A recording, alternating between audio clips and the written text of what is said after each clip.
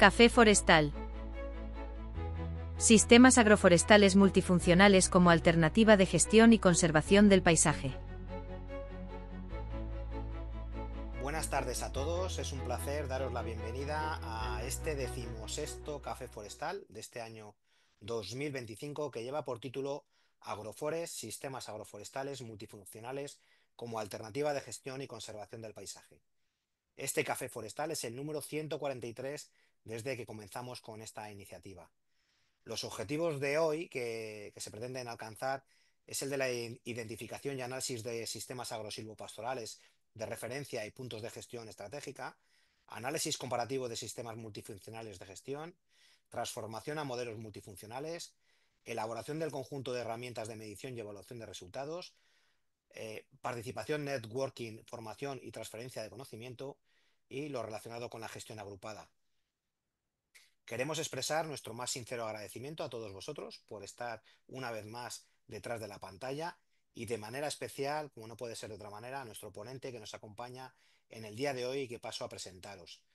Él es David Lastra González, es técnico e investigador de CSFOR para proyectos como el que hoy nos atañe, el Agroforest, y también participa en otros proyectos de restauración a gran escala como el SUPERP.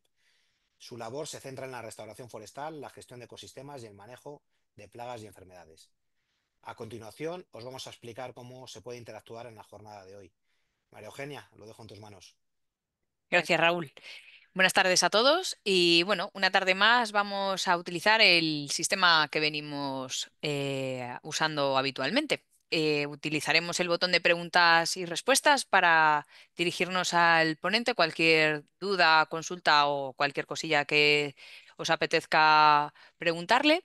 Y el chat pues lo podremos utilizar pues para darle ánimos o decirle alguna cosilla que os apetezca más en otro sentido, para saludaros o lo que os venga en gana.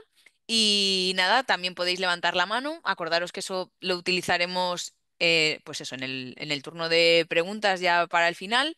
Os daremos la posibilidad de activar el micro, os diremos ya podéis activar el micro. Y podréis hacerle la pregunta de viva voz o para si está la pregunta que habéis planteado, a lo mejor no queda muy clara, pues siempre viene bien que nos echéis una mano diciendo, bueno, pues a lo mejor podemos aclararlo así. Y levantáis la mano y os podemos activar el micro de esa manera que nos es más sencillo. ¿Qué más? Vamos a lanzar la encuesta para saber la situación laboral que tenéis y así que sepa David con quién se bate el cobre esta tarde en estos momentos. Le voy a dar a iniciar. Recordaros que, como siempre, os pedimos que participéis. Ya sabéis que cuanto más activos estemos esta tarde, pues siempre más interesante será el café forestal. Y bueno, también recordaros que al final del café suele saliros, al final de la sesión, una encuesta en la que os pedimos que nos digáis qué os ha parecido y que nos sugiráis temas. Y bueno, pues os animamos también a que luego al final pues la rellenéis para tener un poquito de retorno sobre qué os está pareciendo este año el café forestal. No me voy a entretener mucho, hay bastante respuesta, así que le voy a dar a finalizar la votación. No sé si Raúl quieres leer tú los resultados o los leo yo. Sí, pónmelos en pantalla Venga, y los vemos. pues te los comparto. Pues muy bien, tenemos un 38% de personas que están en la administración pública, bien sean funcionarios, interinos o personal laboral. Tenemos un 25% de personas en empresa privada, un 13% como profesionales autónomos y ya en menor medida es un 6% de jubilados y gente que está en la empresa pública. Con esto, pues queda todo dicho y nos vamos a lo importante, que es precisamente pues la ponencia de David. Así que, David, estamos deseosos de escuchar. Todo tuyo. Hola, buenas tardes a todos. Voy a empezar lo primero compartiendo la presentación y si todo va normal la deberíais ver ya en pantalla de manera correcta. Y nada, como comentaba Raúl y María Eugenia, sobre todo muchas gracias por esa amable presentación y buenas tardes a todos.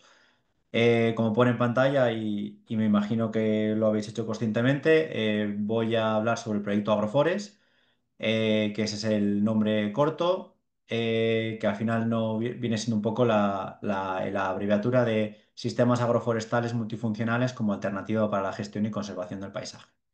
Como veis, hay en el nombre y en cualquiera de los dos, trata de sistemas tanto forestales como agrícolas, y a la vez que van a estar interconectados entre sí y que siempre van a partir de esa base de la multifuncionalidad. Este matiz que hago ya desde el principio es muy importante porque, en resumidas cuentas, es un poco lo que vamos a tratar de explicar y a tratar de divulgar de la mejor manera posible de cómo creemos que las alternativas actuales de la gestión y la conservación del paisaje tienen que ir hacia ese camino. Y no tanto a una visión un poco más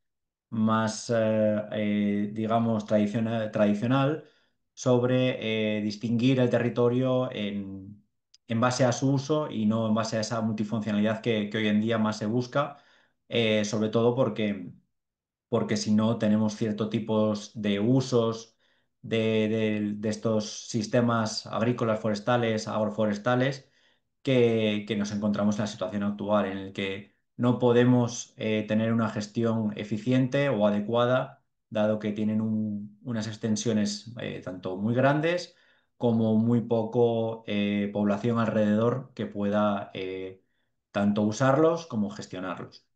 Y sin más dilación, comenzamos. Por supuesto, tengo que recordar que esto es un proyecto financiado por la Fundación Biodiversidad, y que por tanto tenemos el proyecto en marcha aún, que tendremos ahora a finales de diciembre acabará. Entonces estamos con todas las labores de divulgación especialmente. Y a lo largo de la charla os iré recordando y también al final, o incluso si alguien me realiza alguna pregunta al respecto, estamos ahora con diversas charlas, con procesos participativos en los que estamos encantados de recibir cualquier tipo de respuesta y comentario por parte tanto de vosotros como de compañeros que creéis que pueden estar interesados y no hayan podido asistir hoy. Obviamente, lo principal en un proyecto al final es explicar todas estas preguntas que tenemos aquí, ¿no? El qué, el quién, el cómo, el cuándo y el por qué. En Agroforest nos formamos un grupo de distintas instituciones en el cual yo, que represento en este caso a CESEFOR, eh, pero somos varias instituciones más. Tenemos a la Fundación Patrimonio Natural y de Castilla y León, que son los coordinadores del proyecto. Tenemos también a la Universidad de León y también tenemos al Centro Tecnológico de Extremadura, que sobre todo se encarga, en nuestro caso, de todas las acciones que se realizan en territorio extremeño. Porque ahora lo vais a ver, el Agroforest no solo se reduce a una escala regional, en este caso, como podría ser el caso de la Fundación Patrimonio Natural de Castilla y León o la Fundación CESEFOR, que principalmente nuestro ámbito de actuación se engloba en Castilla y León. El Agroforest no es así, también pasa a esa frontera regional y también tiene actividades realizándose en Extremadura. Esto es un poco las características generales o, digamos, el marco lógico cómo se organiza el proyecto. Entonces, por un lado, tenéis todas las circunstancias y todos los condicionantes que creemos que influyen en el proyecto para que tengáis una perspectiva un poco más global o un poco más holística sobre por qué es un proyecto multifuncional, por qué se trata de una alternativa a la gestión y la conservación del paisaje, porque abarca al final distintas facetas de los actuales sistemas agroforestales. Tanto la versión productiva como la parte relacionada con la parte económica, como la versión más de conservación de la biodiversidad, así como también todo lo relativo a la sociedad y a la socioeconomía, el cómo se engloba dentro del mundo rural, de la economía rural y de la gestión activa del territorio. Va a ser una constante esto que os estoy comentando, el hablar de esas distintas facetas del proyecto, en el cómo pretendemos actuar sobre el cambio climático, sobre la despoblación rural, sobre la conservación de la biodiversidad, pero todo de una manera que se realiza de manera simultánea y no de una manera compartimentalizada. Por eso todas las acciones tratan de buscar todas estas, digamos, como las tres patas del mismo banco. Esto es un poco el sistema y la estructura que tenemos dentro del proyecto y en el que ya vamos dando unas pinceladas de lo que vamos a poder contaros. Al final, a través de esas instituciones que comentábamos ahora brevemente, de la Fundación Patrimonio Natural de Castilla y León, de CESEFOR, del CETAEX y de la Universidad de León, tenemos el territorio dividido en distintos sistemas agroforestales, agrosilvopastorales, son las palabras que más voy a usar, ¿no? Por un lado tenemos en las comarcas de Bavia y Luna y en la comarca de Merindades, relacionado con los sistemas silvopastorales, relacionado con la ganadería en extensivo. Por otro lado tenemos en la comarca del Bierzo y en la comarca de la Carballeda y Aliste en Zamora, para la producción de castaño, para todo lo relacionado con la castañicultura.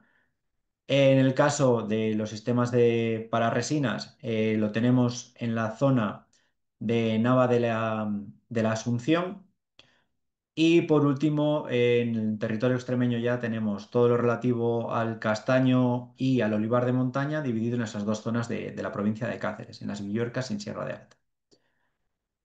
Por último, y esto es quizá lo más particular del Agroforest, es que tratamos de incluir el proyecto en la legislación vigente.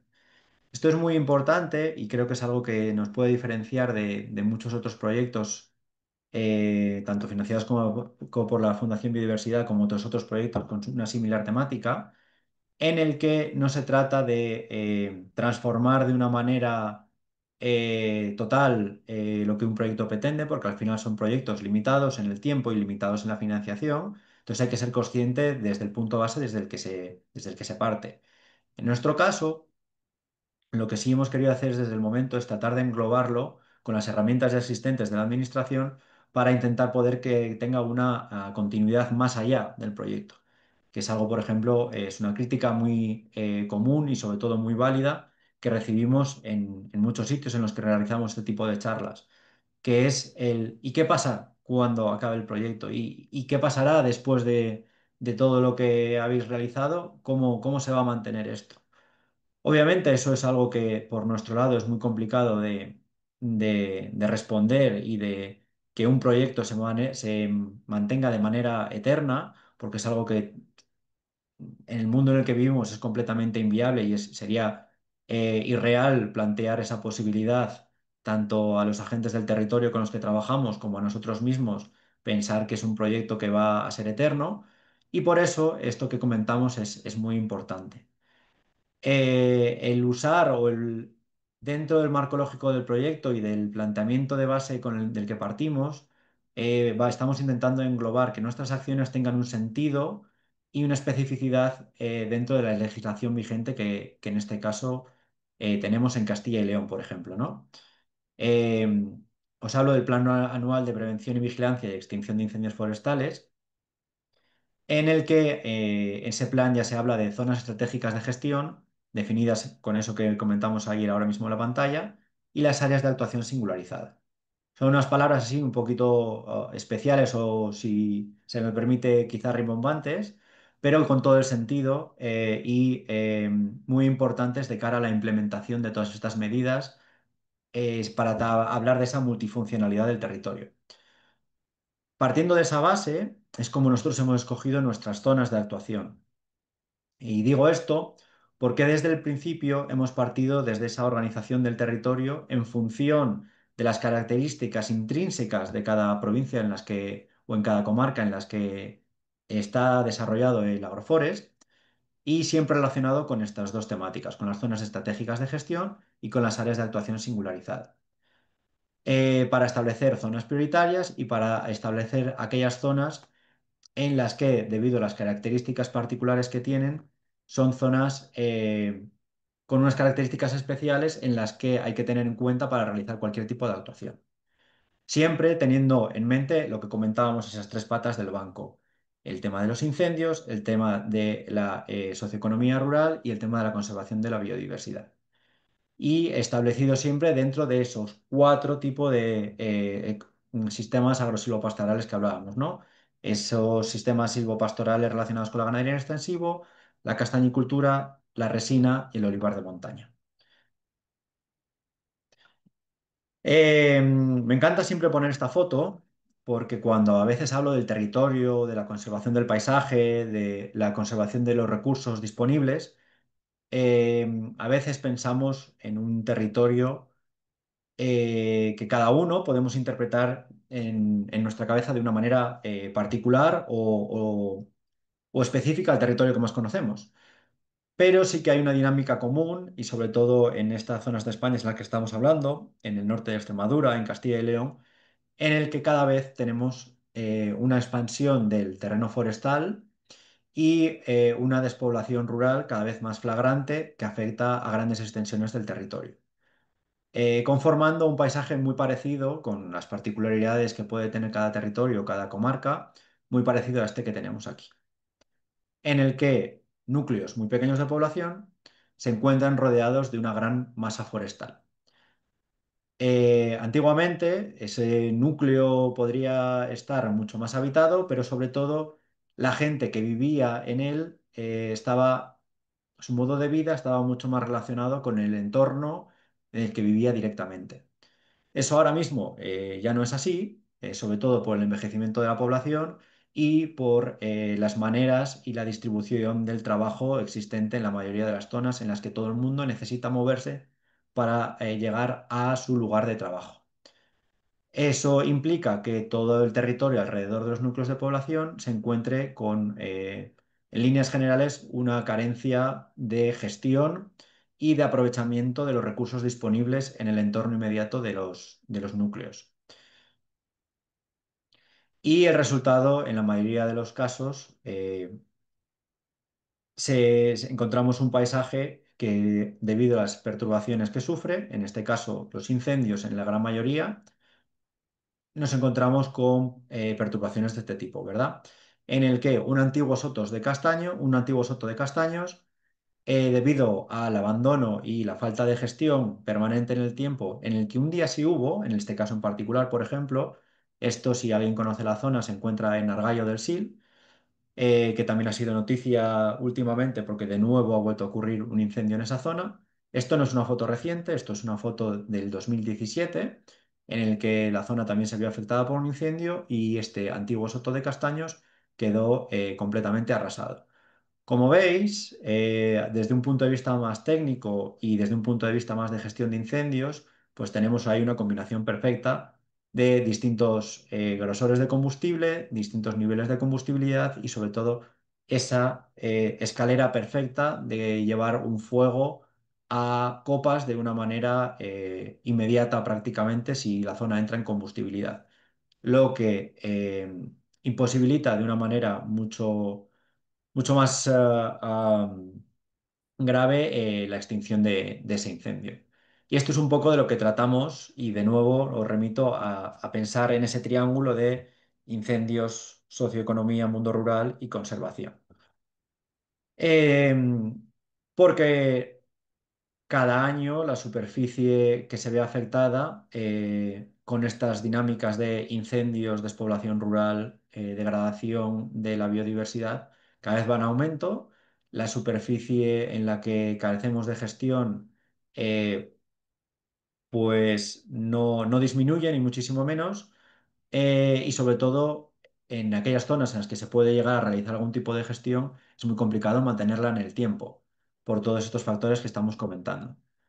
Sigo poniendo fotos para que os deis en cuenta del paisaje que había ahí, de la cantidad de combustible que había existente y cómo, a pesar de todo este tipo de rebrotes que vamos ahí, no trato de ejemplificar el poder regenerador de la naturaleza, que también, pero sí el cómo, de nuevo, el ciclo se vuelve a repetir. En el momento en que volvamos a tener esta zona recuperándose, porque sí que hablamos de zonas, digamos, altamente productivas, en el que la vegetación es capaz de recolonizar el ambiente de una manera rápida, digamos en términos generales, de nuevo se vuelve a generar esa carga de combustible, tenemos la zona sin gestionar y de manera recurrente vamos a sufrir de nuevo estos incendios que van a impedir cualquier tipo de uso o de beneficio o de impulso a la economía rural, y lo único que genera es una, digamos, un cargo a las arcas públicas en el sentido de, debido a esa extinción de incendios y debido a todo el riesgo asociado por la falta de gestión.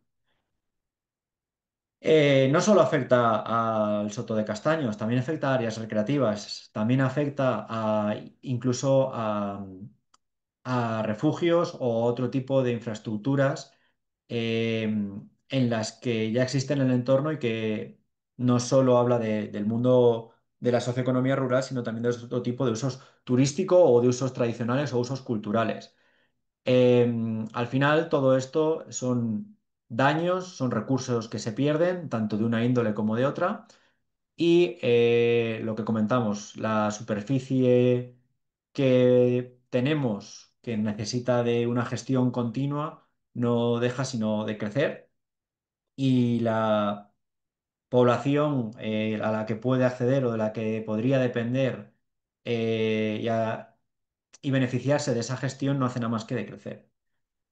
Al final tenemos un paisaje como el que vemos aquí, en el que tenemos núcleos de nuevo relativamente aislados, con una masa forestal muy cercana a todos esos núcleos, a todas esas infraestructuras, y el que requiere un uso continuado para que un incendio como lo que estamos viendo no tire por tierra cualquier esfuerzo de gestión, tanto pública como privada, para conservar el territorio.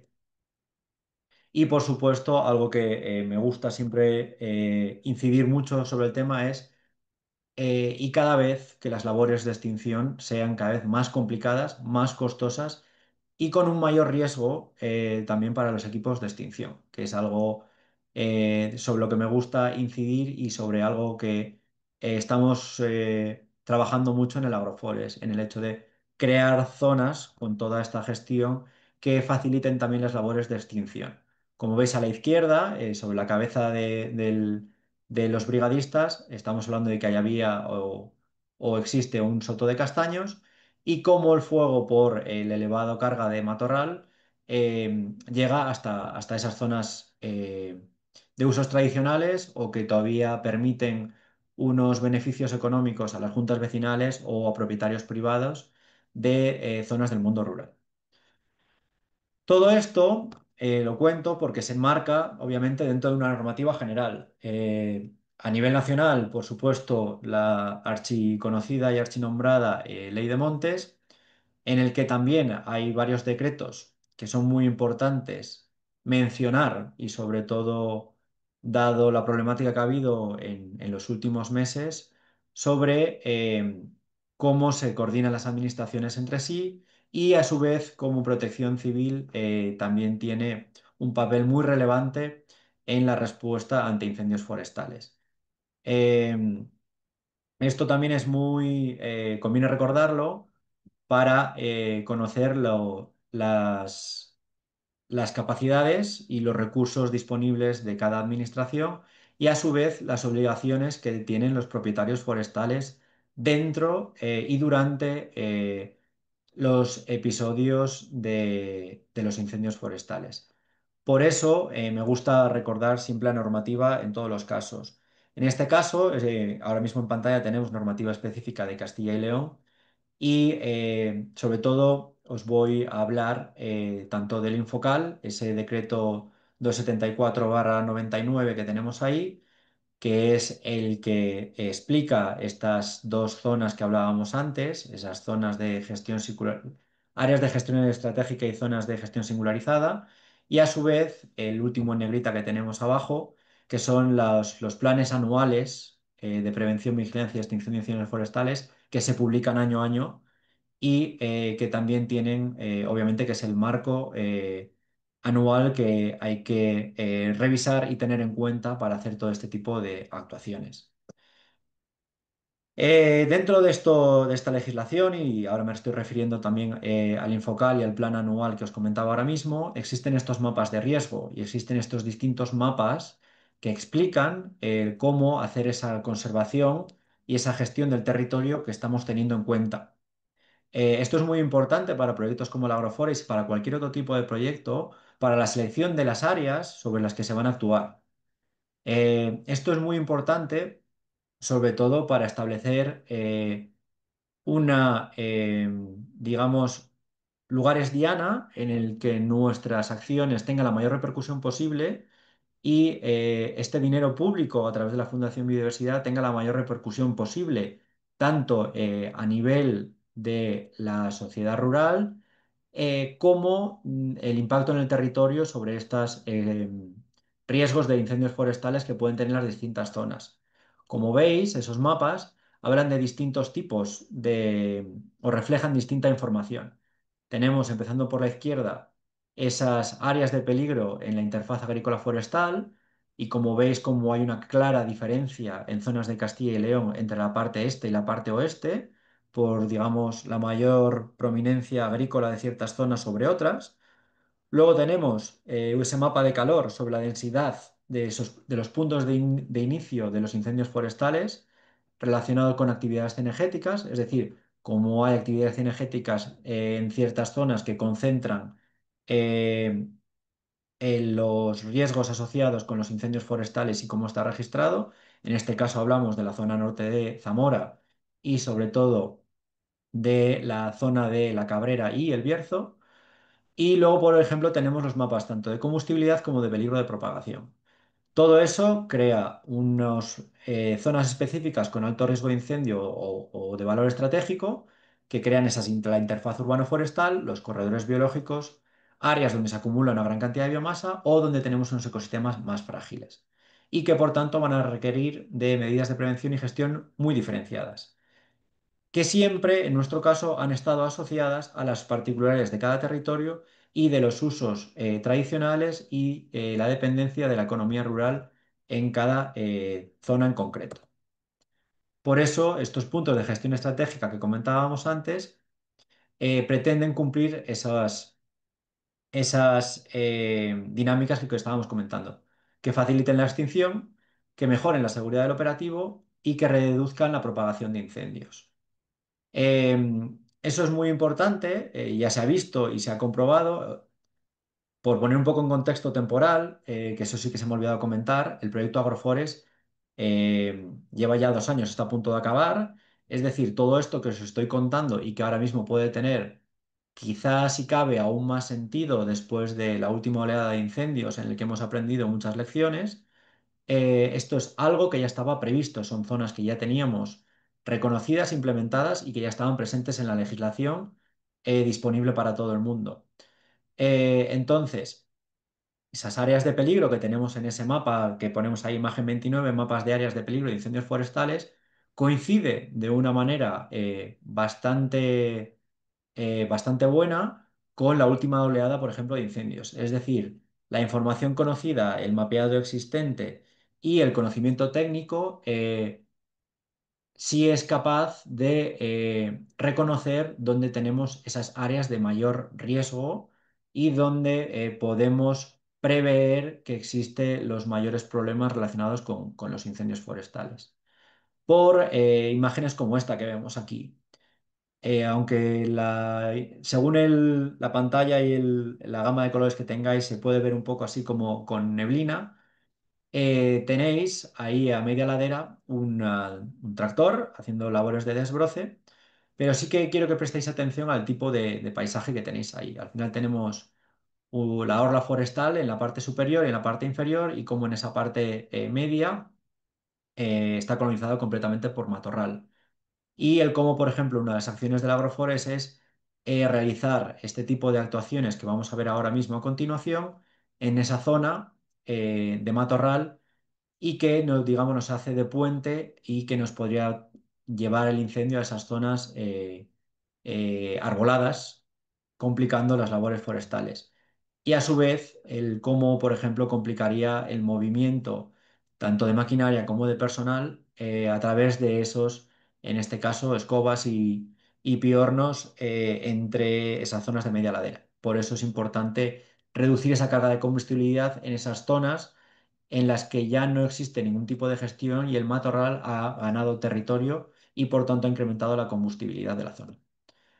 Otra perspectiva, que no hace nada más que mostrar la cercanía a los núcleos de población de todas estas zonas en las que el Agroforest intenta actuar, y cómo este tipo de actuaciones tiene una repercusión directa también en la seguridad de los núcleos y de las zonas rurales.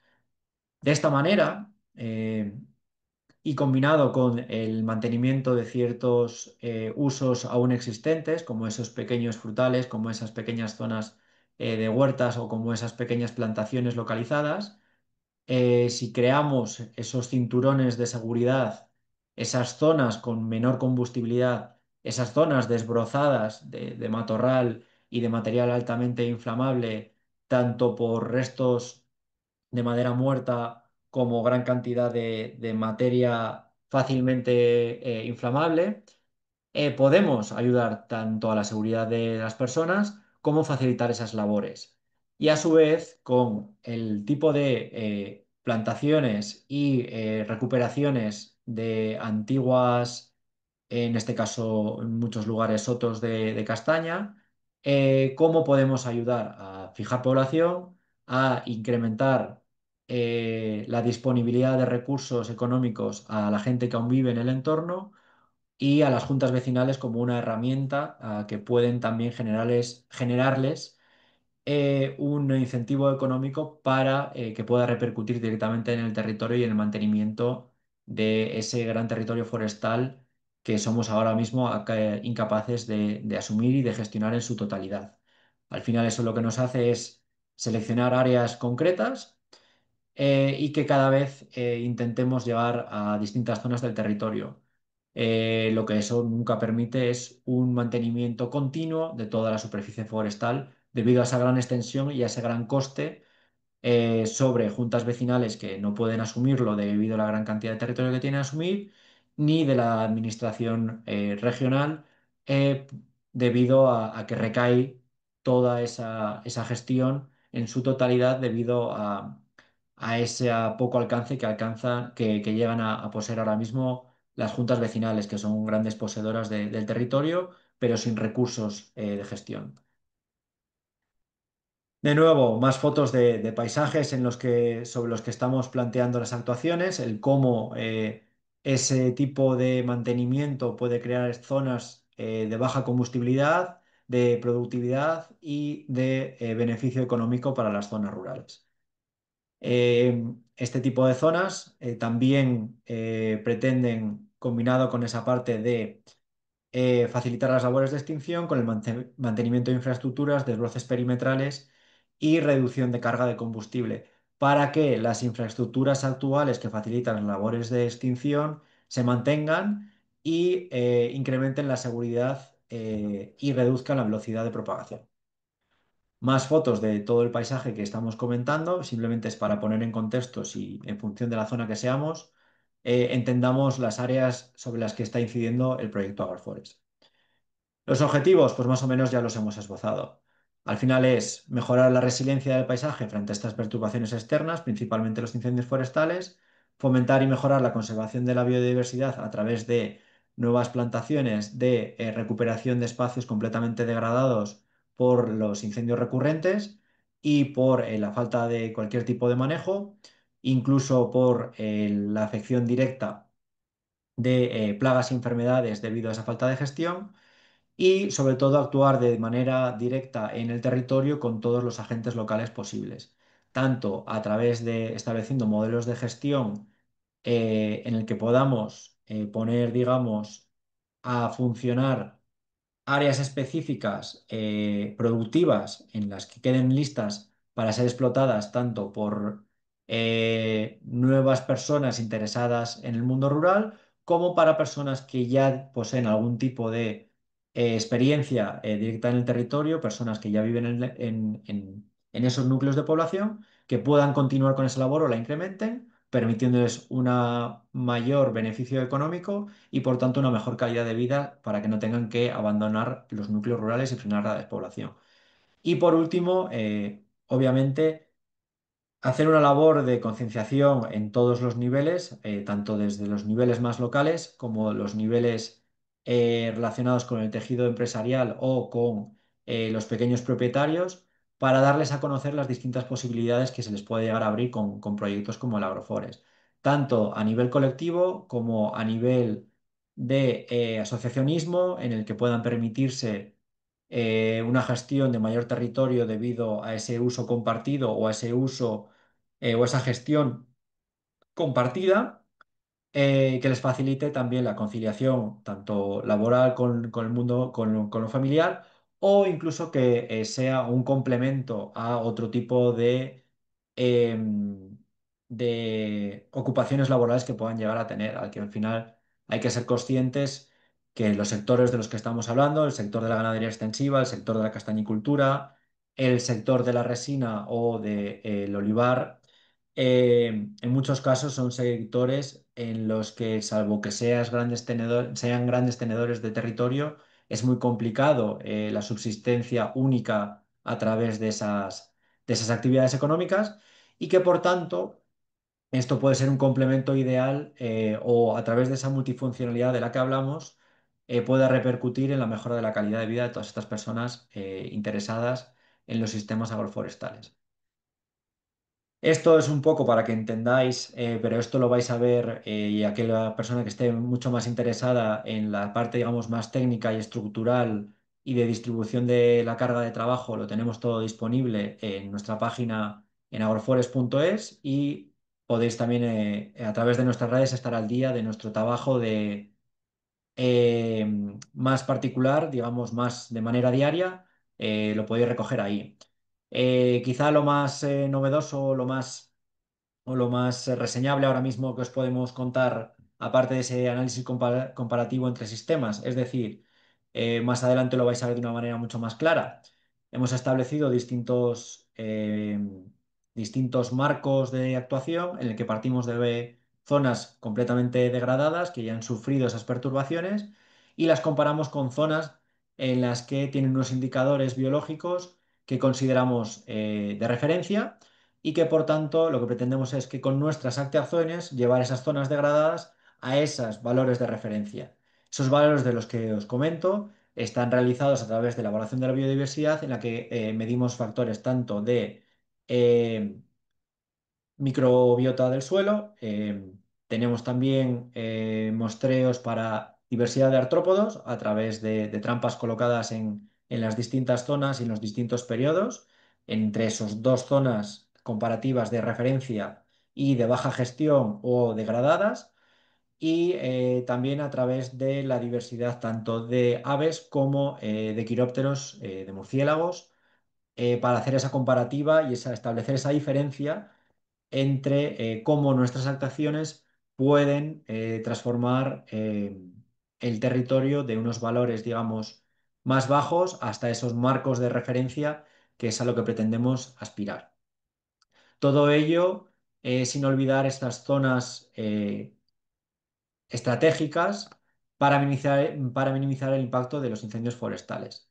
Al final, como de nuevo volvemos a esas tres patas que comentábamos: la conservación, el incremento de la biodiversidad, los incendios forestales, el mejorar la seguridad de las cuadrillas forestales, de los medios de extinción, y incrementar el beneficio económico en el mundo rural. Ya os hemos comentado brevemente los cuatro tipos de sistemas agrosilvopastorales sobre los que trabajamos: los sistemas silvopastorales de ganadería en extensivo, las masas de Pinus pinaster, de pino resinero, en este caso en concreto en la zona de Segovia, el olivar de montaña en producción ecológica en esa zona del norte de Cáceres, y el castaño para producción de fruto en el Bierzo y en el norte de Zamora, juntando con esos sistemas silvopastorales en las comarcas de Bavia, en el norte de León, y la comarca de Merindades, en el norte de Burgo. Lo podéis ver en ese mapa a la derecha, en las provincias en las que se ha desarrollado y desplegado las acciones del Agroforest. Metiéndonos un poco más en harina y en algo un poquito más técnico, todos estos modelos de combustible de los que refería se han medido y se han caracterizado a través de los modelos del modelo Prometheus, con esos distintos niveles que veis ahí, principalmente un trabajo desarrollado por la Universidad de León, como comentábamos también anteriormente, un socio clave para el proyecto en el que el resto de socios hemos ido proporcionando toda esa información y esa caracterización de las zonas para tener modelos como estos que vemos aquí. Al final, como podéis ver, las diferencias entre los territorios es bastante palpable y como hay zonas que se presentan con una alta combustibilidad y hay zonas en las que los modelos de combustible se distribuyen de una manera totalmente diferente. Esto, por ejemplo, son los modelos de combustible de baja intensidad. En este caso, estamos hablando ahora mismo en la provincia de Cáceres, en el norte de Extremadura, donde tenemos a la izquierda, por ejemplo, el olivar y a la derecha la zona de producción de castaña de las Villuercas. Y yendo un poquito más en concreto a las actuaciones, aunque esto lo pasaré un poquito más rápido porque es algo mucho más técnico y que si alguien, por supuesto, tiene interés, no dude en contactarme o en consultarlo en nuestras redes o en la página web donde hemos ido realizando las distintas acciones. Pues tenemos, por un lado, actuaciones en el Bierzo a una escala pequeña, un poquito más grande, por ejemplo, en esta zona que tenemos en Portela de Aguiar donde hemos estado actuando en esa ladera que vemos en la parte inferior, muy cerquita del pueblo, estableciendo una nueva plantación de castaño y siempre proporcionando plantaciones de alto valor con castaños injertados, con variedades locales de castaña ya relacionadas con la idiosincrasia particular de cada zona. Esto es algo muy importante porque también asegura una alta aceptación por los agentes locales de la zona y porque también puede asegurar un mayor éxito de cara a la futura explotación, tanto a nivel de las juntas vecinales, también como a nivel comercial, de que pueda incluirse en la cadena de producción existente ya en la zona, al incrementar la producción que en estas zonas ya se da debido a la alta tradición castañicultora que tienen. Esto es la zona de Zamora que estábamos comentando, en concreto en Ferreras de Arriba. Es la otra zona sobre la que hemos actuado, que ya fue en su día afectada por los incendios y en el que también hemos trabajado sobre esa zona ya afectada por los incendios, recuperándola y estableciendo esa, en este caso, nueva plantación en varios tramos distintos. Como veis, ese es el ambiente degradado en el que se encontraba antes, previo a hacer la plantación. Tenéis distintas características ahí también para el que esté interesado en los marcos de plantación y la densidad y los tamaños y localizaciones concretas. Pero bueno, creo que es algo mucho, mucho más en detalle que no tengáis problema en preguntarme si es de vuestro interés. Y como veis, lo que os comentaba, tenemos la variedad longal en este caso, el anterior era la negral. Por lo que comentábamos, al final son variedades de castaña específicas de cada zona en las que la gente está acostumbrada a una gestión, a una recogida y a una comercialización particular, en el que pretendemos contribuir de la mejor manera posible para garantizar el éxito de estas actuaciones que llevamos a cabo con el Agroforest. Más fotos de las zonas en las que se ha actuado, como veis, siempre cercanas a núcleos de población, para incrementar esa seguridad, para incrementar esos, digamos, zonas de gestión estratégica, para favorecer y para ayudar en las labores de extinción en el hipotético caso de que se vuelva eh, a verse afectado por un incendio y para que tenga una repercusión económica en la zona. Otra de las acciones relacionada con los castaños ha sido la recuperación de sotos de castaño. Si recordáis, como empezábamos el café forestal con esas fotos que os comentaba de un antiguo soto de castaños en el Gallo del Sil, por ejemplo, en este caso, que se pretendía volver a recuperar tras haber sufrido un incendio muy grave que había arrasado completamente. Entonces, esto es algo también muy interesante porque no se crean solo plantaciones nuevas, sino que se recuperan sotos tradicionales que ya existen, a los que en muchos casos la gente tiene un arraigo más allá del uso productivo o del uso comercial, sino que tienen algo mucho más de idiosincrasia particular, de arraigo cultural, que también facilita el hecho, pues la vuelta, digamos, al territorio o el asentamiento de nuevas personas en las zonas. Recuperación de sotos, pues como esto que veis aquí, ¿verdad? En este caso, tanto afectados a nivel de enfermedades, de plagas, como el chancro, la avispilla del castaño, o en algunos casos particulares, incluso la tinta, junto con el abandono por la falta de gestión y las necesidades de podas sanitarias y de podas de formación para poder volver a poner en producción ese antiguo soto de castaños. En este caso estamos hablando de los términos municipales de Oencia y Páramo del Sil, que también han sido castigados de nuevo en esta última oleada de incendios. Como veis, la planificación y la selección de las zonas ha sido bastante acertada con todos estos parámetros que comentábamos antes con esos mapas, por lo que hablamos, son zonas en las que de manera recurrente sufren los incendios forestales y que por tanto las actuaciones con una perspectiva de facilitar las labores de extinción y de incrementar la seguridad de los pueblos son completamente fundamentales y muy necesarias.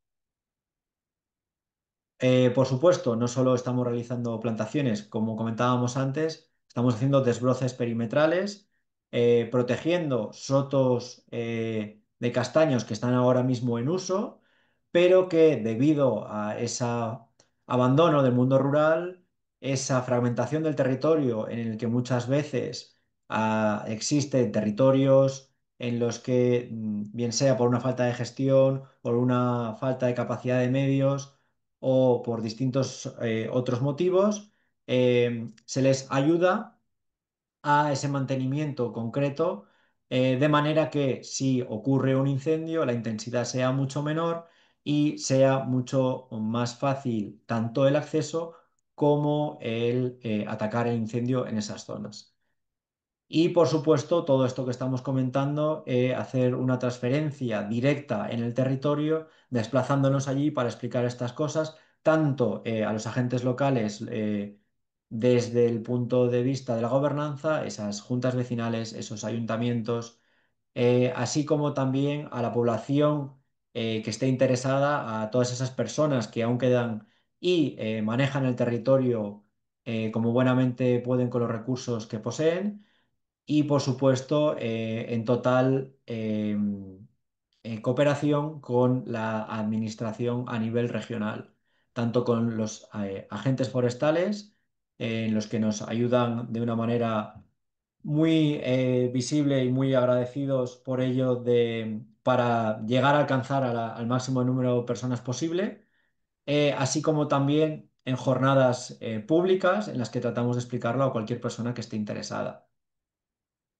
Algunas fotos de eventos que realizamos para hacer todo este tipo de sensibilización y de explicación de todo lo que se llega a realizar en el territorio, para que la gente también lo conozca, para que sepan los recursos que van a quedar disponibles después de que acabe el agroforest, para que les den uso y para que también se pongan en contacto con sus administraciones locales para o bien sea hacer algún tipo de uso compartido, de gestión en la que puedan participar o para agruparse en a través de distintos territorios colindantes para algo tan sencillo como, por ejemplo, optar ayudas de la administración en el que, pues, por ejemplo, pongo un caso práctico que ha ocurrido recientemente. Aparte de nosotros, cuando digo nosotros me refiero a los socios del proyecto, al partenariado que os comentaba antes, a la Fundación Patrimonio Natural de Castilla y León, a CESEFOR, a la Universidad de León y al CETAEX, al Centro Tecnológico Agroalimentario de Extremadura. Eh, nos ponemos en contacto con asociaciones locales, con asociaciones forestales, de propietarios forestales, para que den charlas, por ejemplo, de asociacionismo o de manejo del territorio en áreas de minifundio, tan presente y tan arraigado en estas zonas, de manera que la gente conozca que a través de esa agrupación son capaces de optar a ayudas, por ejemplo, para el mantenimiento y para la gestión o para nuevas plantaciones de plantaciones de alto valor, en el que, por ejemplo, nos podemos encontrar con límites para optar a ellas de 25 hectáreas, por ejemplo, en algunos casos es el mínimo de superficie necesaria para optar a ellos. Pues bien, hay algunas zonas en las que actuamos, en las que nosotros ya no hablamos de hectáreas, ahí tenemos que hablar con gente de pocos metros cuadrados, o incluso de cuántos castaños posee una familia en la distribución del territorio. Con esa distribución del territorio hay que ser consciente de que se parte de unas limitaciones base y de que hay que hacer una educación muy directa de cómo deben de gestionar el territorio con esa distribución del territorio. Por ese asociacionismo, ese manejo en conjunto de áreas más grandes les puede permitir eh, pues que la implantación o la explotación de ese terreno sobre el que se ha actuado tenga éxito y tenga una repercusión más allá, que al final es lo que buscamos, que no se quede el proyecto aquí, que tenga un uso continuado por la gente que aún vive en la zona y que a la vez descargue todo lo posible de un mantenimiento continuado a la administración, tanto local como regional. Debido a esa explotación de los recursos, debido a ese mantenimiento a través de los distintos instrumentos de gestión que posee la administración para favorecer el mantenimiento y reducir la carga de combustible en determinadas zonas, a través de todas estas labores de mantenimiento que realiza, por ejemplo, la Junta de Castilla y León de manera anual, y para el que también existe ayudas digamos, interés para realizarlo a través de las juntas vecinales propietarios del territorio. Toda esta conjunción de agentes es lo que nos puede asegurar que las labores realizadas tengan esa continuidad. En conclusión, pues un poco lo que venimos comentando ahora mismo, ¿no? Que la definición y la implantación de las áreas agroforestales de carácter multifuncional puedan cumplir funciones en los puntos de gestión estratégica. Si estos puntos de gestión estratégica son productivos, minimizaremos los gastos de mantenimiento y la gestión. Pero claro, a través de una planificación previa, de una planificación del territorio y a una escala de paisaje, para esto que estamos hablando continuamente, para que sirva de manera tanto para los medios de extinción como para la gente local, como para la conservación de la biodiversidad existente en estas zonas. Y para ello, toda la sociedad debe estar implicada, tanto desde los niveles más bajos como desde la administración regional. Tiene que afectar a toda la cadena de valor y a todos los agentes implicados en el territorio. Por eso tratamos de trabajar con todos ellos. Y siempre me guardo para el final estas diapositivas para entender un poquito más el valor real que puede llegar a tener estas acciones. No estamos hablando solo de plantar árboles o de desbrozar. Todo esto tiene un sentido y una estrategia global en todos los distintos territorios. En rojo, por ejemplo, tenemos esas zonas de actuación, esas zonas degradadas, esas zonas de baja gestión y esas zonas verde, esas zonas de referencia, en las que es algo a lo que pretendemos aspirar en esa zona para que cumplas estas características de gestión, baja combustibilidad y repercusión en la economía rural. Esas zonas se van a comportar de una manera completamente distinta en función de si existe un fuego. Ahí, por ejemplo, tenemos los valores de intensidad del fuego con valores en amarillo, naranja más altos, es decir, en los que el fuego es mucho más intenso, y esas zonas azules, moradas, en las que el fuego tiene una intensidad menor. Como veis, la planificación va girada en torno a eso.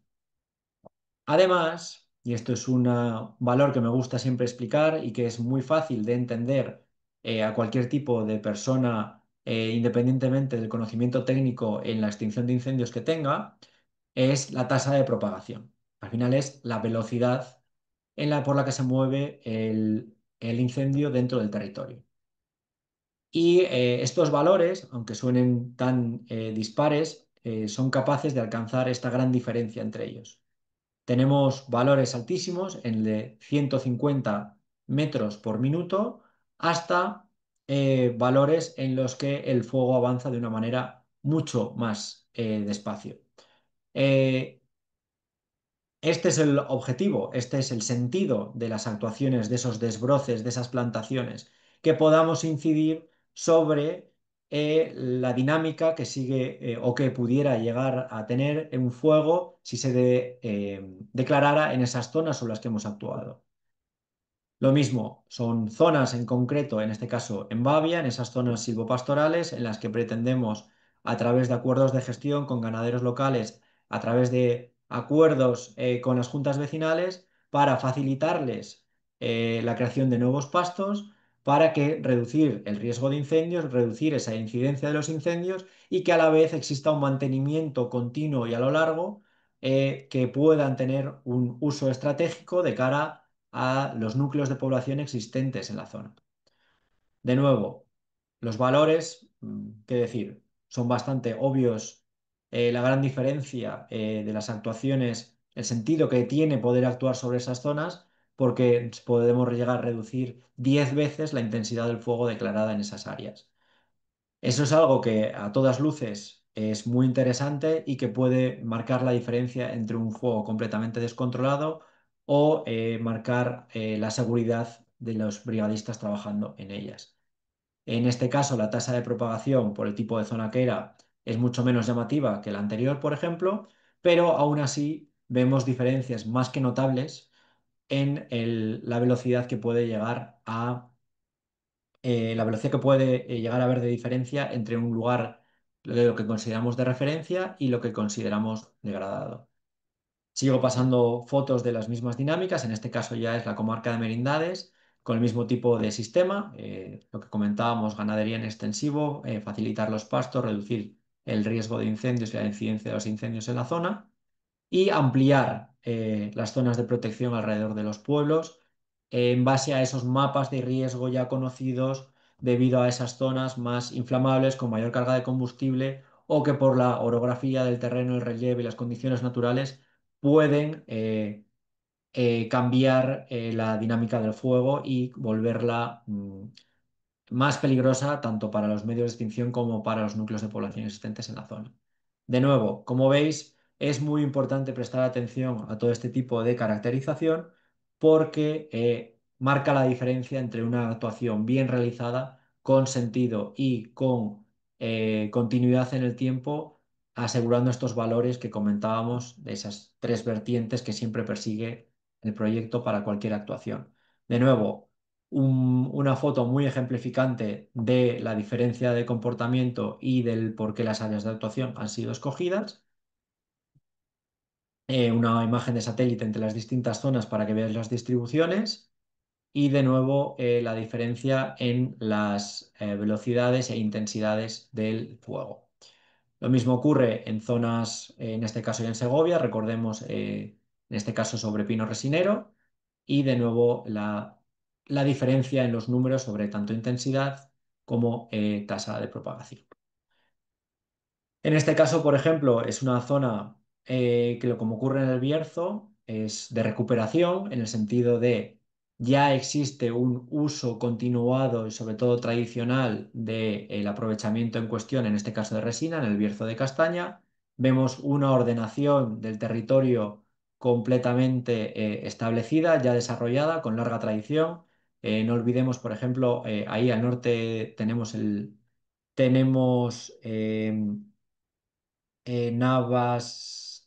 perdón, al norte tenemos a Coca, debajo tenemos a Navas de Asunción y a la derecha Navas de Oro, digamos territorio resinero por excelencia, y con los ejemplos de ordenación forestal de los más largos de España. En este caso hablamos de montes ordenados más de 120 años ya, pero en el que debido a esa despoblación rural hay ciertas zonas en las que están cayendo en desuso o que ya no existe una gestión tan continuada y que pretendemos aportar ese granito de arena para expandir esas zonas en resignación, para que los agentes locales que aún existen en el territorio tengan y puedan seguir manteniéndose realizando aquello que ya hacen y que les mantenga su actividad económica. Como veis, otro ejemplo súper claro de las diferencias que puede existir en áreas no tan grandes en cómo el fuego se va a comportar. Es algo verdaderamente llamativo. De nuevo, los distintos valores en cada zona, en esos montes ordenados que hablábamos, que incluso a pesar de esa ordenación ya existente, cómo el fuego se puede comportar de una manera tan distinta. Y por último, la zona que nos comentábamos de Zamora, con los mismos resultados, valores muy dispares y las zonas de actuación del Agroforest. Y nada más, espero que os haya resultado interesante, espero que os haya al menos generado curiosidad, esas alternativas de gestión que planteamos, esa multifuncionalidad a través de acciones económicas ya existentes en el territorio, de cómo usarlas para facilitar la gestión, para reducir el gasto en mantenimiento y liberar a las administraciones que ahora mismo no son capaces de abarcar todo el territorio disponible por esa falta de gente ligada al territorio, de gente que vive directamente aprovechando los recursos en la zona y de cómo eso repercute directamente en la seguridad y en facilitar las labores de extinción, que como ya hemos visto, buena falta hace en todo el territorio para que no se repitan episodios tan graves como los que hemos visto en este último verano. Muchas gracias por vuestra atención. Pues muchísimas gracias, David. Vamos a dejar de compartir. Perfecto. A ver. Nada, vamos a pasar a leer. Han llegado algunas preguntas aquí a la parte de preguntas y respuestas. Y nada, voy a empezar a planteártelas. Recordar a los asistentes que ellos también las pueden plantear en el botón de preguntas y respuestas o también pueden levantar la mano, darle al botón de levantar la mano y les podemos activar el micro y las pueden hacer de viva voz. Voy a plantear una antes de que se me vaya más lejos, que ha llegado por el chat. También recordar que en el chat he ido poniendo de vez en cuando el enlace a la web del proyecto. Lo voy a poner una vez más, por si acaso hay algún rezagadillo que no lo ha visto, ¿vale? Y así por si quieren consultar, que además has hecho varias veces referencia, ¿vale? Para que lo tengan ahí fresco y puedan acceder. Voy a empezar con la pregunta que te comentaba que está en el chat Ujú. de Mercedes Martín, que dice que si podrías profundizar un poco más en la gestión de las plagas y enfermedades a través del proyecto. Y te da las Sí. gracias. ¿Me decías el nombre, por favor, de nuevo? Sí, se llama Mercedes Martín Vale. Gómez. Mercedes, pues es una pregunta muy interesante porque sí que hemos visto, por ejemplo, que en determinadas zonas, y me remito de nuevo sobre todo a esas zonas en las que llamamos de recuperación, en este caso de sotos especialmente, que debido a esa falta de gestión, de ese abandono, sí que se ve una diferencia en el manejo bastante clara y de la incidencia de las plagas y las enfermedades. La más obvia, por supuesto, es el chancro del castaño, el cómo, pues obviamente por la falta de gestión, por la falta de podas sanitarias, afecta cada vez a más partes del árbol, hasta que en muchos casos implica la muerte total del árbol, ¿no? Y estamos hablando de en muchos casos, en estos sotos tradicionales, de árboles centenarios o varias veces centenarios. Eso por un lado. Por otro lado, esa matorralización de muchos sotos, esa gran cantidad de combustible, sí que vemos que en muchos casos incluso afecta a la producción, en cómo algunos castaños dan muchas menos castañas por esa falta de, digamos, de cómo se reduce la llegada de la luz solar directamente en algunos casos. e incluso sí que vemos ya directamente, y esto es algo a nivel, digamos, más directamente en el campo, de ciertas enfermedades como por ejemplo la socarrina, la antragnosis de las hojas del castaño, cómo incide en esos sotos de una manera bastante más llamativa que en aquellos que están manejados. El cómo esa falta de podas, esa reducción o ese incremento de la densidad dentro del soto sí que repercute negativamente en la salud, en la sanidad forestal de muchos de estos lugares. Em, Espero que te haya contestado. Si no, pues perfecto, te puedo aclarar cualquier duda si es a lo que te referías. Sí, animamos a Mercedes que si tiene alguna cuestión nos lo haga saber y si no, lo dicho, que levante la manita, le damos micro. Vale, vamos a seguir. Hay alguna preguntilla en el... Mira, te da las gracias y dice suficiente. Fenomenal. Ahí son preguntas quizá más genéricas. Has podido tocar ciertas partes durante tu presentación, pero bueno, también está bien está bien ahí saber un poco más sobre el tema. Luis Javier Ros pregunta que cuáles son los principales obstáculos económicos, legales o sociales, entre otros, que habéis observado al poner en marcha el proyecto Agroforest. Ujú. Hola Luis Javier, muchas gracias por tu pregunta. A ver, hay que diferenciar los obstáculos que se puede encontrar este tipo de acciones fuera de un marco como el proyecto Agroforest y cómo obviamente un proyecto así facilita muchos de estos obstáculos que comentas. Por ejemplo, el económico es el más obvio.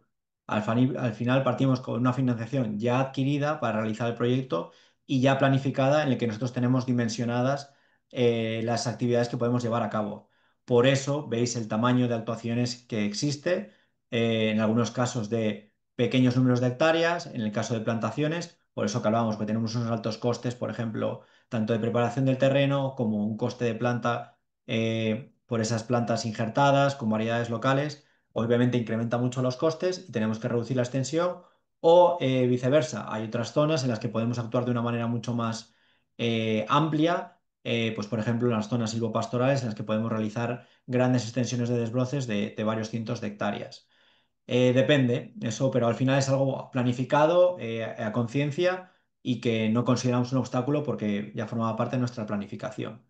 A nivel legal, entiendo que te refieres un poco más a nivel burocracia, pues obviamente una colaboración constante con las administraciones, tanto la regional como las locales.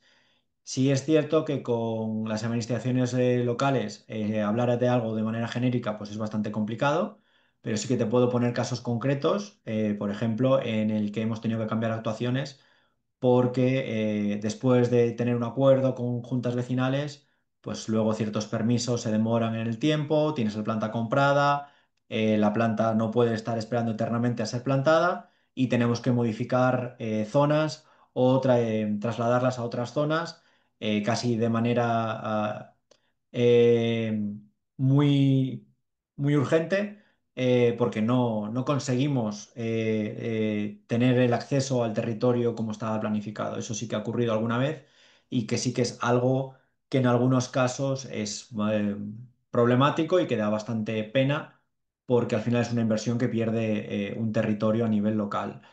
Em, y relacionado, obviamente con esa parte social que tiene, ¿no? Obviamente, cuando nos presentamos a dar este tipo de charlas y a explicar este tipo de temas, pues surgen distintas sensibilidades. Tanto aquella gente que lo ve con mucha ilusión, que lo ve como algo revitalizador para la zona, como gente en el que está completamente desmotivada y que cree que este tipo de proyectos es tocar en saco roto porque creen que no tiene solución la dinámica actual.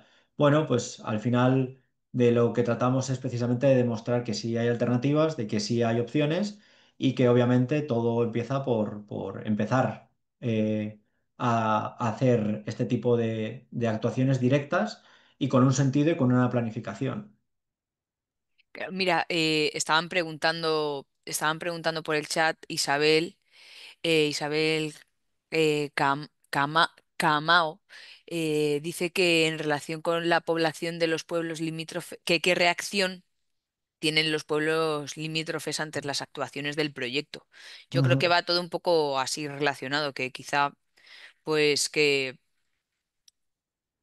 no es que un poco, pues eso, el tamaño de las actuaciones, si hay tienes dinero o no tienes dinero, cómo lo ve el resto, porque si en unos sitios haces y en otros no, tal, no sé muy bien, a lo mejor como si os encontráis con mucha, o no No, necesariamente, porque en bueno, al ese final sentido. no dejan de ser buenas acciones las que se llevan a cabo, con lo cual, y bueno, das mano de obra también, no sé, en muchos casos no necesariamente tiene por qué ser negativo, o sea, no. No, o O sea, obviamente sea, tratamos de que resistencia, nunca sea resistencia no sé negativo. hasta qué punto puede llegar a, no sé. No, a ver, o sea, hay que diferenciar varios factores aquí. Uno es la parte, digamos, de las administraciones locales, en las que sí que puede haber más o menos problemas a través de quién tiene que hacer qué o quién se encarga de qué. Y otra es la parte, digamos, de población rural, ¿no? O Mm, directamente viviendo en la zona.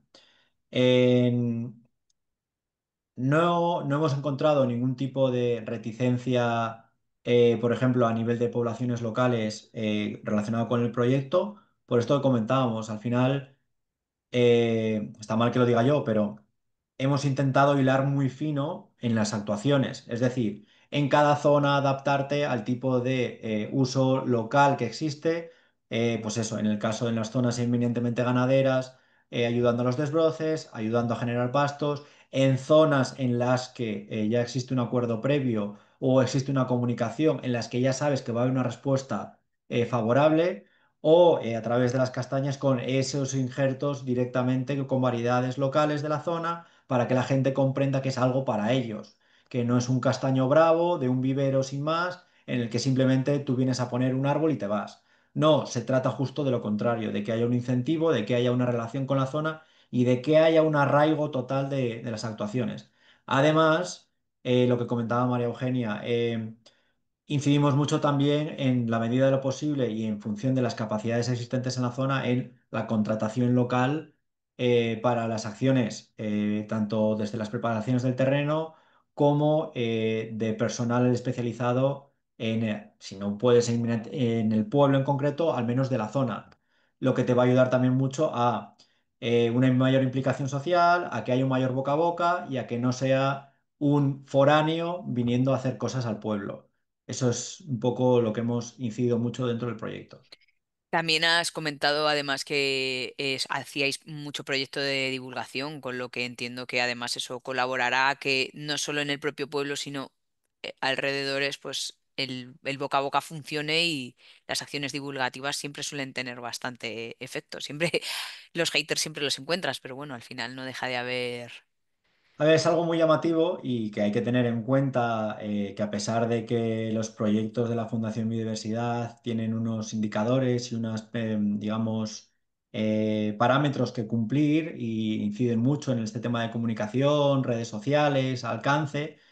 Pero claro, siendo realistas y en este ambiente que nos proporciona el café forestal, creo que es muy fácil de comprender que todos conocemos el envejecimiento que hay en todo este tipo de zonas y que por mucho que tú retuitees un evento que vas a hacer en el ayuntamiento o en la junta vecinal de, no te va a incrementar la difusión o la participación que vaya a tener. Tienes que ir allí, preocuparte de que la gente sepa colgarlo en los bandos, hacer un poco de boca a boca, que todo en la corporación municipal sepa que qué lo vas a hacer, que sean capaces ellos también de distribuirlo y de difundirlo por la población, porque por mucho que tú publiques en Twitter o en tu página web que vas a ir a dar una charla sobre sanidad vegetal o sobre minifundismo y gestión agrupada en zonas de castañicultura, pues no te va a asegurar ningún tipo de participación. Y eso hay que ser realistas y ser consciente en el ambiente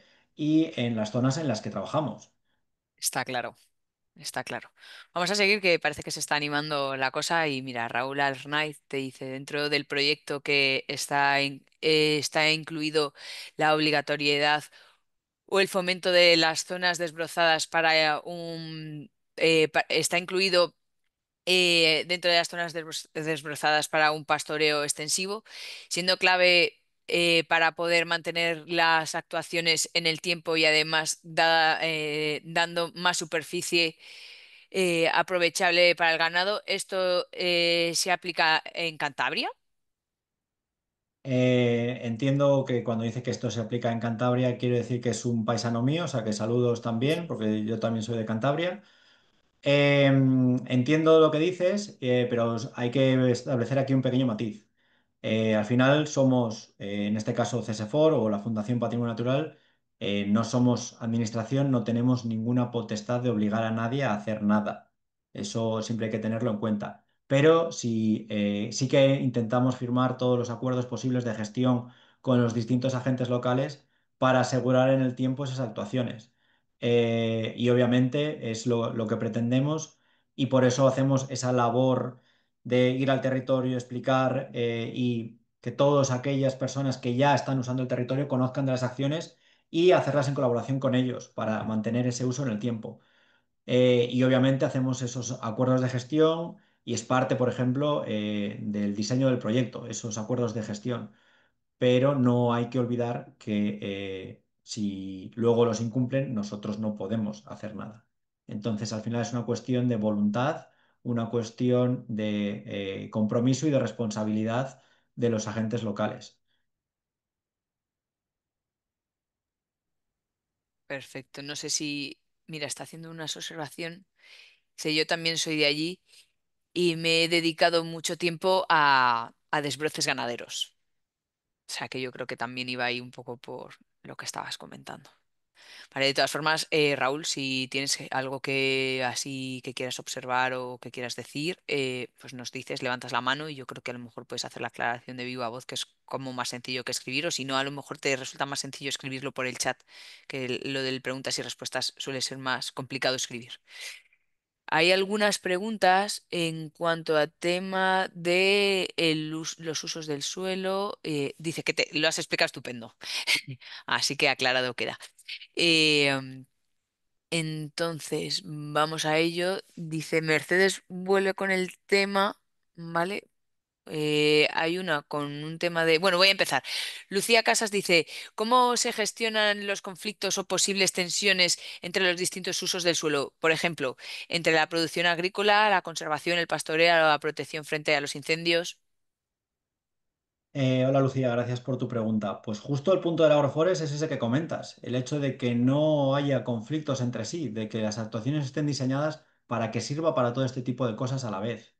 Eh, a ver, al final, una producción agrícola como tal, si nos remitimos al proyecto, lo único que podríamos considerar como producción agrícola como tal sería la producción de castaño, la producción de olivar en Cáceres, pero cualquiera de los dos no se hace desde una perspectiva intensivista, ni muchísimo menos. Es decir, cualquiera de ese tipo de plantaciones son completamente compatibles con la conservación de la biodiversidad que existe en la zona. Sobre el pastoreo y la protección frente a incendios. Pues al final justo es lo que comentaba dentro del proyecto. Se trata de que haya esa conjunción, de que haya esa multifuncionalidad, se trata de que haya ese uso o que incida sobre todo este tipo de cosas a la vez. Eh, Qué duda cabe que el pastoreo y la protección frente a incendios están íntimamente relacionadas y qué duda cabe que la protección frente a incendios y la conservación de la biodiversidad también van íntimamente relacionadas, ¿no? Entonces, justo tu pregunta es la clave del proyecto. Lo que tratamos es de que todos los usos existentes en la zona sean compatibles y que es más, que se retroalimenten entre sí para que se pueda gestionar el mayor territorio posible. Ujú. Perfecto, pues yo creo que queda bien contestada. Mira, Mercedes dice, ¿qué método, Mercedes Martín, qué método barra procedimiento se utiliza para medir el nivel de calidad de la microbiota del suelo?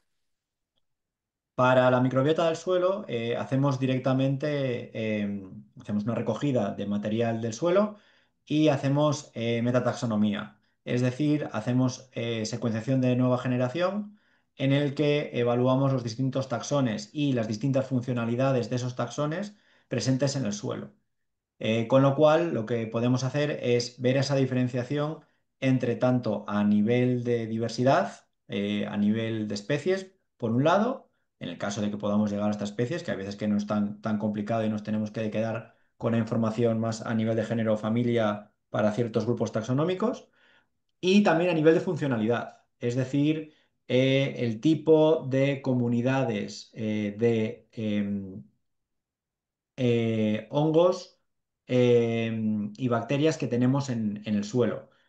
Con lo cual nos permite, por ejemplo, conocer, pues, por ejemplo, aquellos agentes biológicos que existan en el suelo, aquellos, por ejemplo, de producción relacionados con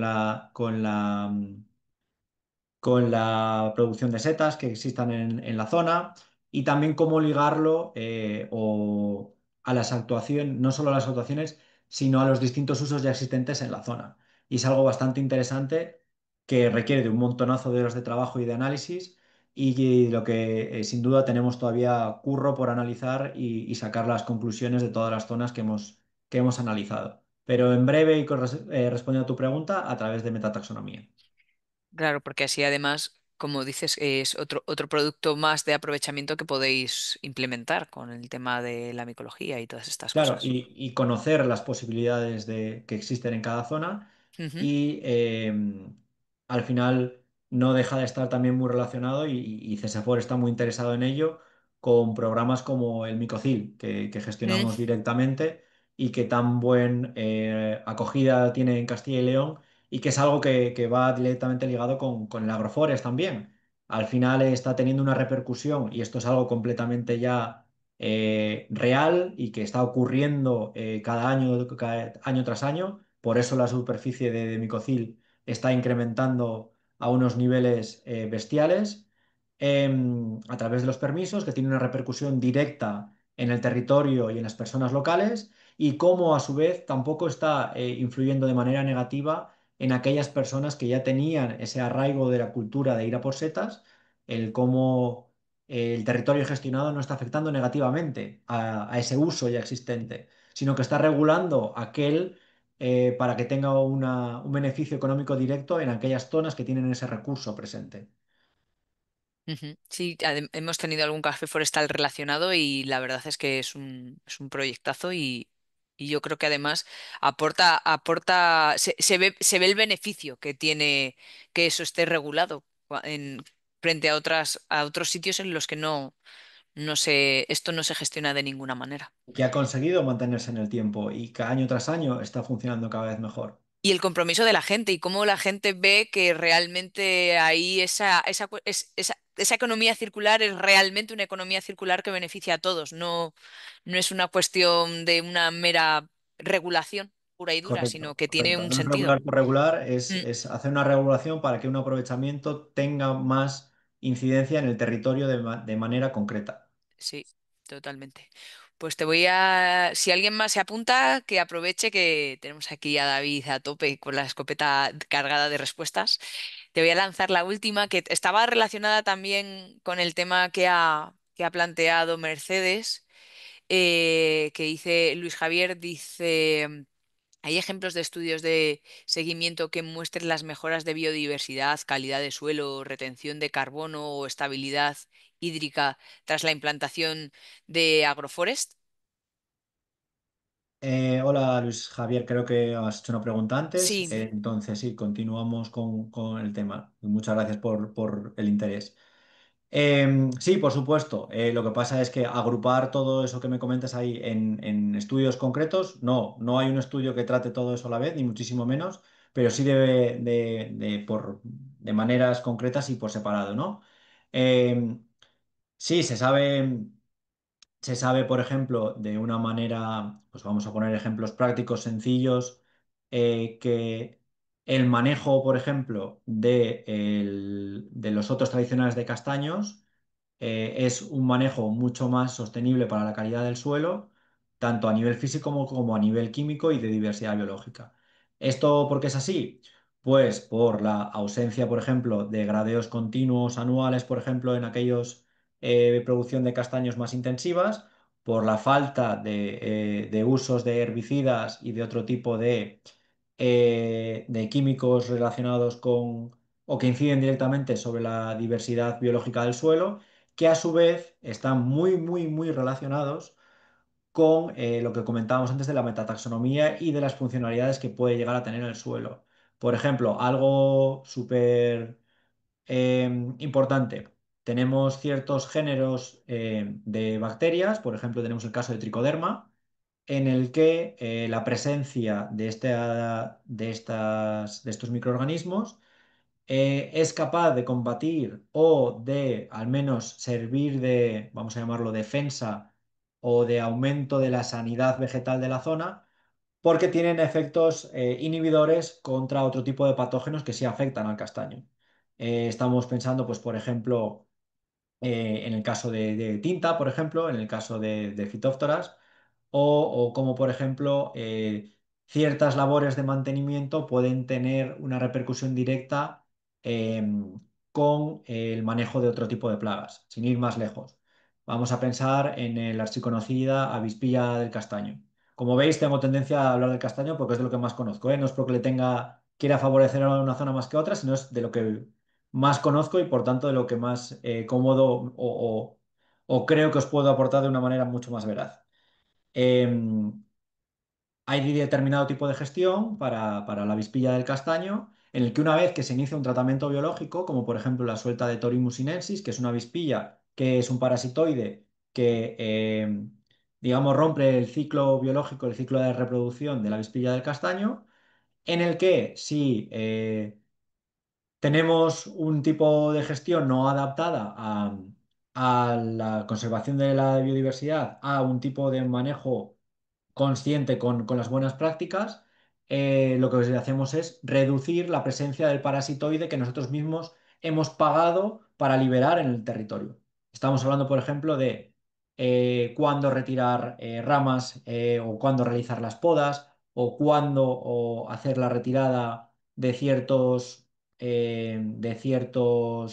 restos vegetales o el cómo, dependiendo de la plaga que tengamos en nuestro territorio, el tipo de manejo que tenemos que hacer es completamente diferente. En algunos casos es recomendable retirar toda la materia vegetal posible, en otros casos no. Pues por ejemplo, el chancro sufre de una incidencia mucho mayor si tenemos restos de materia vegetal, de podas, de incluso el erizo presente de una campaña para otra en el suelo, porque al final es un reservorio de esporas para que el chancro, una vez tanto por las labores de mantenimiento que hagamos como por la propia lluvia y el viento, sea capaz de propagarse de una manera más sencilla.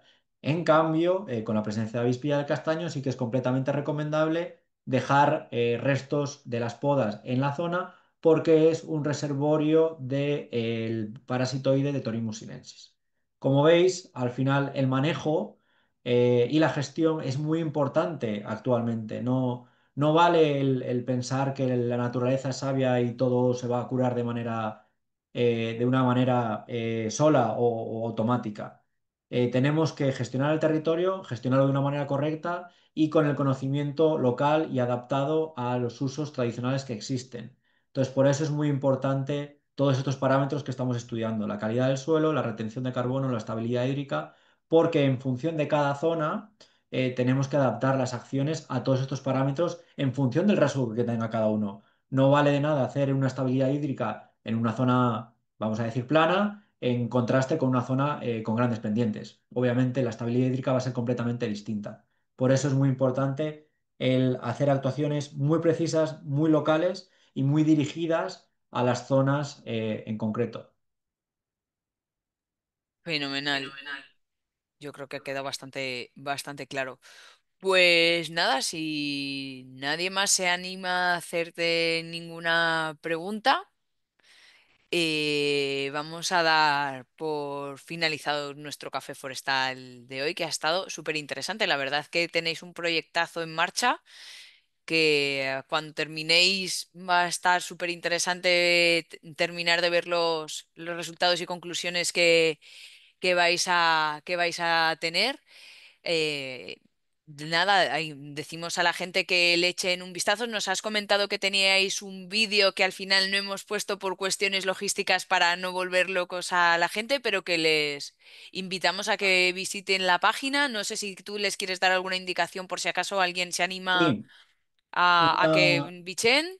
Una última cuestión, y os agradezco por el interés en las preguntas y dado que habéis mostrado ese interés de una manera muy clara, os incito a que estéis pendientes de las redes sociales del proyecto y de la página web, porque aún tenemos varios eventos que vamos a realizar en distintas partes del territorio, tanto en Segovia como en El Bierzo, como en Burgos, como en Cáceres.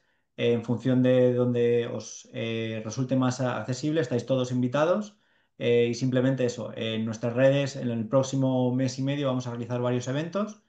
Entonces, estáis completamente invitados y me alegraría poder responder estas preguntas directamente y en persona, que siempre es mucho más agradable.